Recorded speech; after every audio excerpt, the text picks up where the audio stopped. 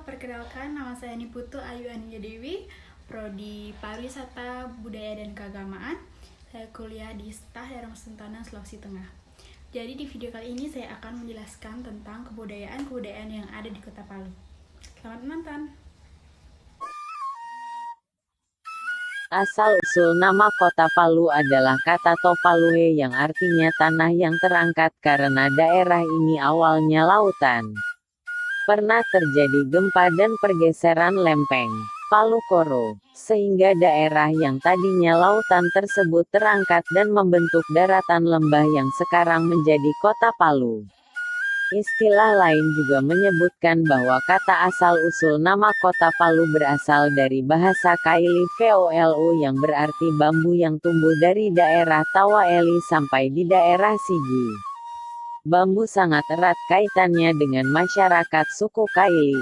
Ini dikarenakan ketergantungan masyarakat Kaili dalam penggunaan bambu sebagai kebutuhan sehari-hari mereka, baik itu dijadikan bahan makanan, rebung, bahan bangunan, dinding, tikar, del, perlengkapan sehari-hari, permainan, tilako, serta alat musik, lalof. Pembentukan kota Sunting Kota Palu sekarang ini adalah bermula dari kerajaan yang terdiri dari kesatuan 4 kampung, yaitu Besusu, Tanggabanggo yang sekarang bernama Kelurahan Kamonji, Panggovia yang sekarang bernama Kelurahan Lere, dan Boyantongo yang sekarang bernama Kelurahan Baru. Mereka membentuk satu dewan adat disebut Patanggota. Salah satu tugasnya adalah memilih raja dan para pembantunya yang erat hubungannya dengan kegiatan kerajaan. Kerajaan Palu lama-kelamaan menjadi salah satu kerajaan yang dikenal dan sangat berpengaruh. Itulah sebabnya Belanda mengadakan pendekatan terhadap Kerajaan Palu. Belanda pertama kali berkunjung ke Palu pada masa kepemimpinan Raja Maili Manggerisa, untuk mendapatkan perlindungan dari Manado pada tahun 1868. Pada tahun 1888, Gubernur Belanda untuk Sulawesi bersama dengan bala tentara dan beberapa kapal tiba di Kerajaan Palu. Mereka pun menyerang Kayu Malue. Setelah peristiwa Perang Kayu Malue, Raja Maili terbunuh oleh pihak Belanda dan jenazahnya dibawa ke Palu. Setelah itu ia digantikan oleh Raja Jojo Kodi. Pada tanggal 1 Mei tahun 1888, Raja Jojo Kodi menandatangani perjanjian pendek kepada pemerintah Hindia Belanda. Pada awal mulanya, Kota Palu merupakan pusat pemerintahan Kerajaan Palu. Pada masa penjajahan Belanda, Kerajaan Palu menjadi bagian dari wilayah kekuasaan Onder Afdeling Palu, yang terdiri dari 3 wilayah yaitu Lensap Palu yang mencakup distrik Palu Timur, Palu Tengah, dan Palu Barat, Lensap Kulawi, dan Lensap Sigidolo. Pada tahun 1942, terjadi pengambilalihan kekuasaan dari pemerintahan Belanda kepada pihak Jepang. Pada masa Perang Dunia II ini, kota Donggala yang kala itu merupakan ibu kota Afdeling Donggala dihancurkan oleh pasukan sekutu maupun Jepang. Hal ini mengakibatkan pusat pemerintahan dipindahkan ke Kota Palu pada tahun 1950. Saat itu, Kota Palu berkedudukan sebagai Kepala Pemerintahan Negeri, KPN, setingkat Wedana dan menjadi wilayah daerah Sulawesi Tengah yang berpusat di Kabupaten Poso sesuai Undang-Undang Nomor 4 Tahun 1950. Kota Palu kemudian mulai berkembang setelah dibentuknya Residen Koordinator Sulawesi Tengah tahun 1957 yang menempatkan Kota Palu sebagai ibu kota keresidenan. 3. Terbentuknya Provinsi Sulawesi Tengah berdasarkan Undang-Undang Nomor 13 Tahun 1964. Status Kota Palu sebagai ibu kota ditingkatkan menjadi ibu kota provinsi daerah tingkat 1 Sulawesi Tengah. Kemudian pada tahun 1978, Kota Palu ditetapkan sebagai kota administratif berdasarkan Peraturan Pemerintah Nomor 18 Tahun 1978. Kini, berdasarkan Undang-Undang Nomor 4 Tahun 1994, Kota Palu ditingkatkan statusnya menjadi Kota Matia Palu.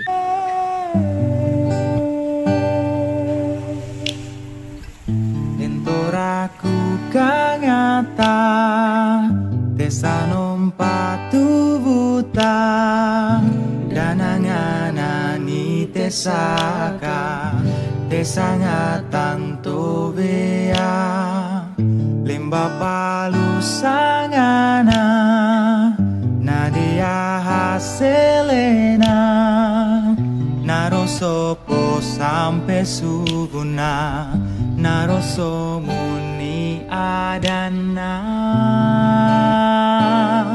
Itu mo Palu Kan aku. Sebagai salah satu kota penting di Pulau Sulawesi, Palu menjadi pintu gerbang utama untuk setiap kunjungan ke Provinsi Sulawesi Tengah.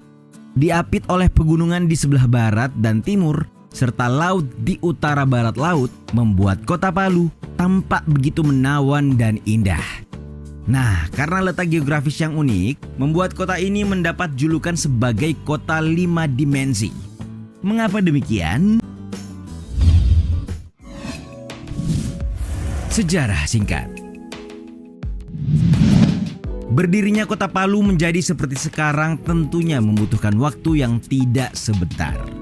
Melansir sejarah singkatnya seperti dikutip Sultan Raya, awal mula pembentukan kota Palu berasal dari penduduk desa Bontolevo di Pegunungan Ulayo. Setelah perpindahan penduduk ke dataran rendah, akhirnya mereka sampai di Boya Pogego. Selanjutnya kota Palu sekarang bermula dari kesatuan 4 desa, di antaranya Besusu, Tanggabango, Panggovia, dan Boyantogo. Masyarakat dari keempat desa tadi kemudian membentuk satu dewan adat bernama Patanggota. Salah satu tugasnya memilih raja dan para pembantunya. Kemudian kerajaan Palu lama-kelamaan menjadi kerajaan berpengaruh. Nah, itulah sebabnya Belanda yang saat itu berkuasa di sebagian wilayah Nusantara melakukan pendekatan terhadap kerajaan Palu. Seperti diketahui, Belanda pertama kali berkunjung ke Palu pada masa kepemimpinan Raja Maili atau Manggerisa untuk mendapatkan perlindungan dari Manado pada tahun 1868. Pada tahun 1888, Gubernur Belanda untuk Sulawesi tiba di kerajaan Palu dan menyerang Kayu Malue. Setelah peristiwa tersebut, Raja Maili terbunuh. Kemudian Palu dipimpin Raja Jojo Kodi yang lalu menandatangani perjanjian bersama pemerintah Hindia Belanda.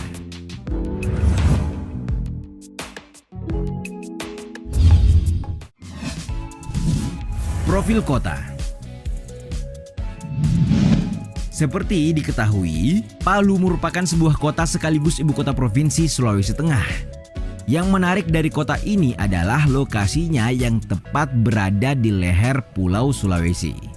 95,1 km persegi, berbatasan dengan Kabupaten Donggala di sebelah barat dan utara, Kabupaten Sigi di selatan, dan Kabupaten Parigi Motong di timur. Pada tahun 2020, penduduk kota ini berjumlah 372.113 jiwa dengan kepadatan mencapai 942 jiwa per kilometer persegi. Mayoritas masyarakat Palu atau 80,05% merupakan pemeluk agama Islam. Meski demikian, masyarakat kota ini sangatlah heterogen. Beberapa penduduk yang menetap di kota Palu berasal dari berbagai suku, seperti Bugis, Toraja, dan Mandar yang berasal dari Sulawesi Selatan dan Sulawesi Barat. Selain itu, ada pula yang beretnis Gorontalo, Manado, Jawa, Tionghoa, Arab, dan tentu saja Kaili yang merupakan suku asli serta terbesar di Sulawesi Tengah. Hanya saja, Palu tidak jarang diasosiasikan dengan kekerasan dan konflik. Sejumlah media massa nasional teramat sering memberitakan hal-hal semacam itu. Meski demikian, pemberitaan tersebut tidak serta-merta membuat aktivitas dan relasi antar masyarakatnya terganggu.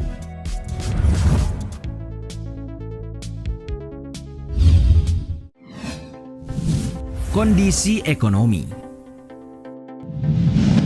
Seperti halnya dengan kota-kota utama di Indonesia, Palu saat ini juga merupakan salah satu kawasan ekonomi khusus atau KEK di wilayah Indonesia Timur. Mengutip perahu.hub.com, perekonomian Kota Palu beberapa tahun terakhir menunjukkan tren positif. Hal itu ditunjukkan dengan peningkatan PDB atau penumbuhan nilai tambah yang dihasilkan oleh sebagian besar unit ekonomi utama. Ketiga unit itu tercermin melalui 3 kategori dengan struktur usaha GIC, yaitu usaha sektor perdagangan dan reparasi atau perawatan kendaraan sebagai usaha terbanyak. Lalu, penyediaan akomodasi dan penyediaan makan minum sebagai usaha terbanyak kedua, serta industri pengolahan sebagai usaha terbanyak ketiga. Ketiganya menyumbang sekitar 76% total usaha Kota Palu yang saat ini tercatat sebanyak 35.181 unit. Pada tahun 2016, nilai tambah dari usaha tersebut mencapai 18,66 triliun rupiah. Meski begitu, bencana dan tsunami yang pernah melanda Donggala dan Palu di tahun 2018 silam cukup berdampak terhadap ekonomi kota ini.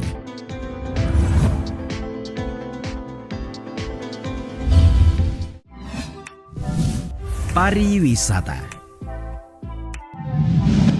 Siapa di antara kalian yang sudah pernah berkunjung ke kota ini?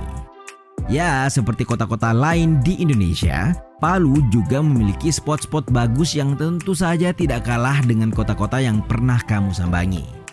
Setidaknya ada 4 yang menurut kami keren.